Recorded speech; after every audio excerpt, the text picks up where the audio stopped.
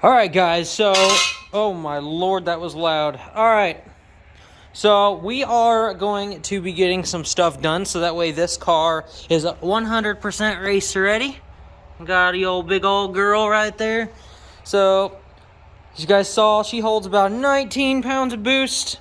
Very, very easily, no problem at all. We need to get some stuff done, such as getting my speedometer working again, so that way launch control will be functional. And holy crap, I don't even know where that's at. Is it in here? This guy right here? Actually, no, that's not the one I want. Oh, no! So I got two digital speedometers here. This is the one that works really, really good for the 240. Probably end up putting this one in the Supra. So I'm gonna get this out of here now. Go stick it up on the shelf with all of my spare stuff. Safe. I'll forget that you're there. Okay, so one of the things that we gotta do now is run the wiring for my speed sensor. So just basically run this right through the center console, down, plug it in. Then these guys plug into 12 volt ground, and then it goes to the speedometer. And then I got a wire that goes from my dash to the speedometer, and then also a wire from the ECU to the box there. So that way the ECU reads speed, and then the ECU can turn off and activate launch control. So I'm gonna get under the car, plug this in, then we can get everything else moving right along. I also need to plug in my shift knob, so I need to find my wire for that. I cannot remember which one it is, but I know which input it is. So I'm gonna knock this out real quick, and then I'm gonna go over some stuff with you guys. I guess there's a lot of people that still don't really know. I mean, a lot of my older videos are slowly starting to get traction, but I'm sure a lot of you new guys here don't really know how it was going on back in the day when the car was running every single day. She's running again, so let's get some stuff knocked out. All right, guys, so holy cow, he's getting on it. So I got this mad vibration in the back of the car, like I've been saying, and I literally could not find it. So I got the car jacked up. I'll shoot a little video clip to see what is going on and see where we're going.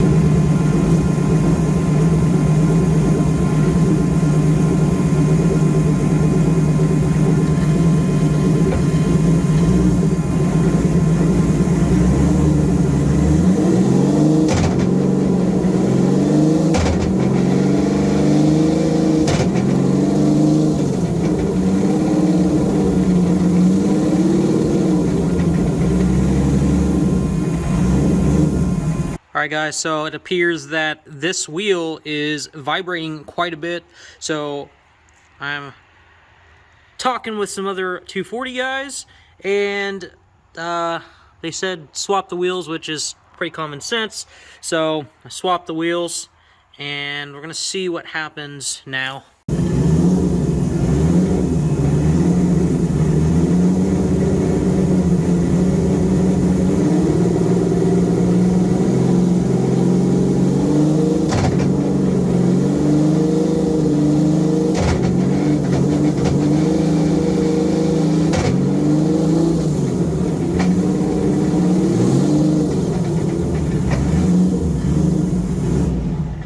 And well, that solves that, guys. It turns out this wheel is really unbalanced, so I don't really know what I should do. I think I'm going to go ahead and take the wheels and get them balanced. I know it's something that you really shouldn't do, because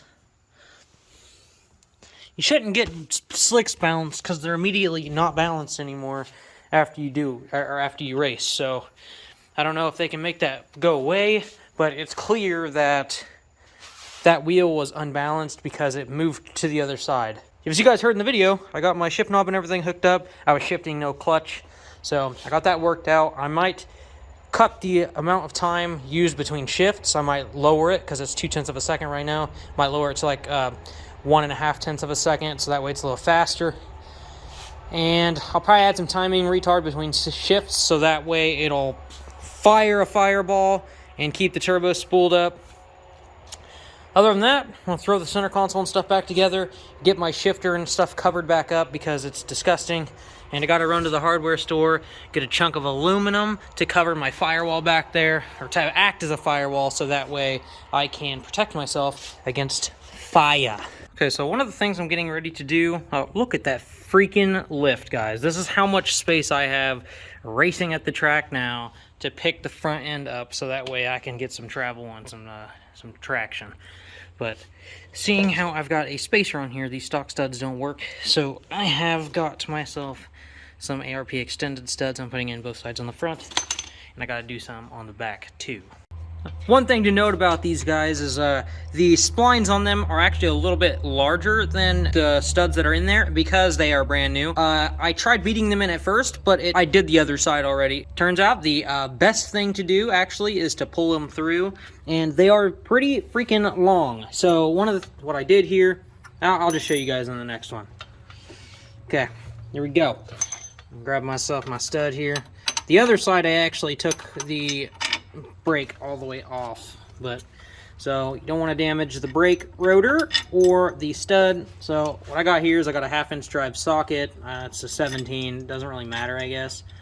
So you just kind of poke it through the other side. Then you take your one of the sockets that you had before. I also have a washer on it, so that way it presses against the socket here. Get it nice and snug on there, so that way the back of it's pulled against. Then you just hit her with your impact until it stops. Boom, just like that. Nice and simple. Milwaukee is king. Pulled it right through. 3 more to go. It has been a couple days doing this video, so we are going bits and pieces. Tomorrow is literally race day. It's going to be a full separate video. I had all intentions of going and doing some planning and some running, and I did take the car out and I did did a couple pulls, tested anti-lag and everything. The car does in fact shoot fire now. That's not something that I really want it to do, but it works as a functional piece to get the car off the line. So there's a couple things we'll go over. Do this little update here. First of all, I think I've done set it. Got my radials on. When tested anti-lag, these things hook really good. I'm not going to race with these, obviously, because I'm not going to break my axles. One of my buddies is letting me use his Hoosiers with a different set of wheels, so I will be on a bias ply tomorrow. Got my center console in.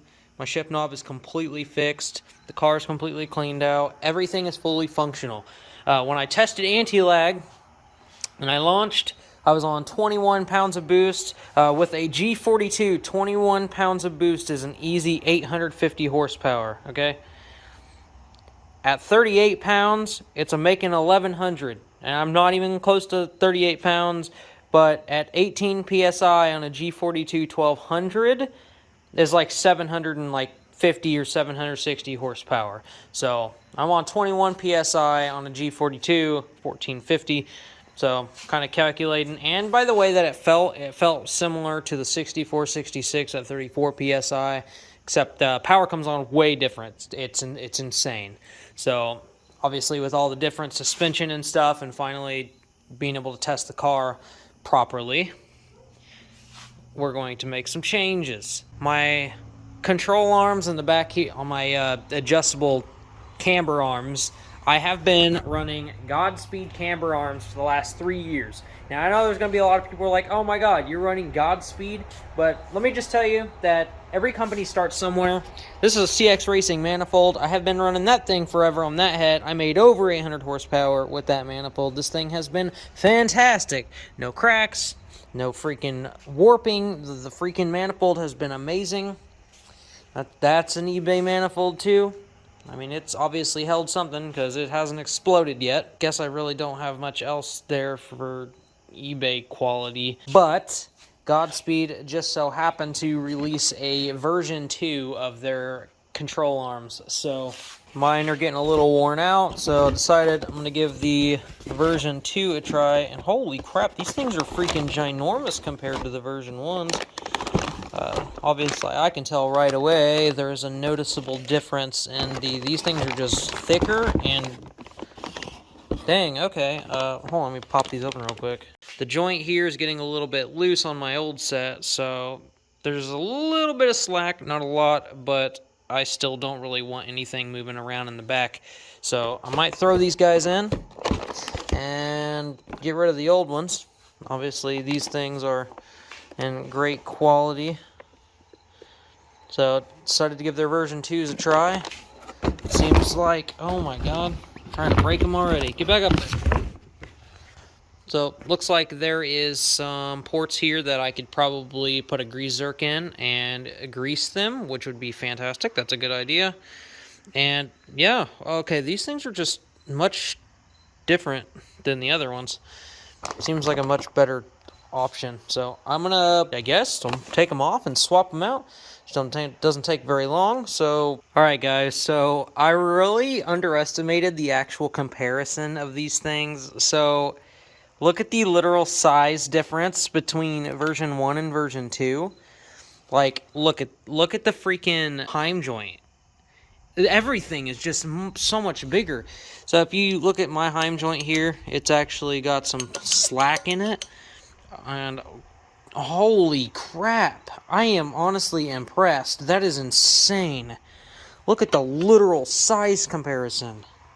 That is freaking monstrous. Version 2 versus version 1. Version 1 I've been running for about 3 years. They haven't broke. Haven't had an issue with them. Just slight slack and an obvious wear item here. But hey, they've got a new and improved version. One that can be greased or lubricated. And I think I'm going to be satisfied with it. It's going to meet the needs that I need. So let's get her done. Alright. Freaking awesome. Can't even tell that I put them in. But I will definitely be able to tell when I'm driving it. But alright guys, we're going to do one final thing.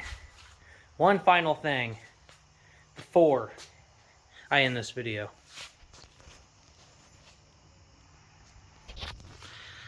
Dang! This thing is totally freaking ready to go. It is so nice to have the front end back on this. Car so inconspicuous.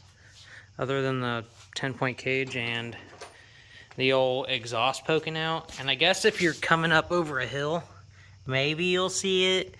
But dang, hold on. We have one piece left. Right here. Alright, hold up. There we go. She's freaking ready to rumble now. Alright guys, I'm not sure how long this video is going to be, but it's been a couple days filming, trying to get this thing busted out for this weekend so that way we can race test and tune for the first time in a year on the new setup. Everything seems to be going well so far, so hope to God everything is going to go like I want. Now, the goal is to go a 5 right off the freaking trailer. Hopefully, we can get it done. If not, you know what? We got all day to get something going. But, I mean, just the way the car is reacting and stuff this year already, I feel like there's some hope. But that's going to be it for this video. Hope you guys are freaking ready for some racing. I can't freaking wait. It's been too freaking long. I'm so excited.